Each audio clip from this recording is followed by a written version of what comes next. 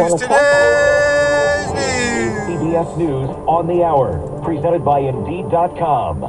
I'm Christopher Cruz. In Philadelphia moments ago, President Biden said Hamas makes Al-Qaeda look pure. He called Hamas, which attacked Israel on Saturday, pure evil. And he reiterated American support for Israel. We're making sure Israel has what it needs to defend itself and respond to these attacks.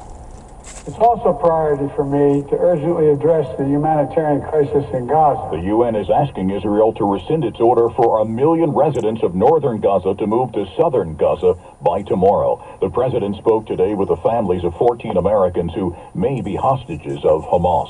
Israeli Prime Minister Benjamin Netanyahu said today his country's airstrikes on Gaza are, quote, just the beginning of the response to the attacks by Hamas.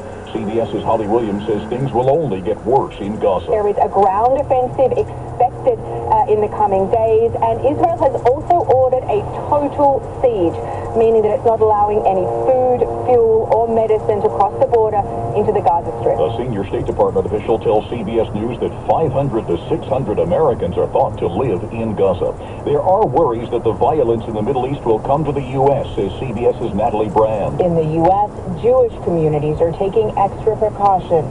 We have told the parents that if you wish, you can't keep your children home. That's okay. Many mosques are also adding extra security. Both sides concerned the fighting overseas will lead to violence at home. Officials say there have been no credible threats received so far. The striking auto workers have laid out a new tactic. Here's UAW President Shawn Fain. Today, we're not announcing expansion of our strike, but we are prepared at any time to call on more locals to stand up and walk out. And we've learned that the maker of Chrysler and Jeep vehicles has temporarily laid off 700 employees in Kokomo, Indiana, because of the strike. Republicans continue to scramble to find a leader to help unparalyze the House of Representatives. Now Georgia's Austin Scott says he is a candidate for Speaker. We as Republicans get we have to do the right things for our country.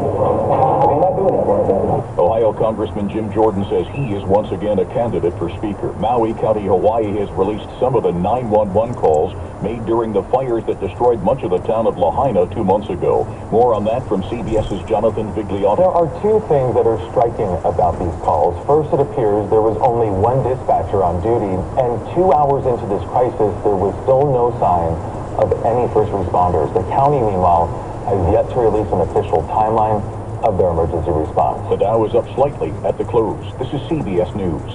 Well, that's today's news. Today's news. I didn't hear any good news, did you? I didn't think so. I guess it's all about perspective. The glass is half full.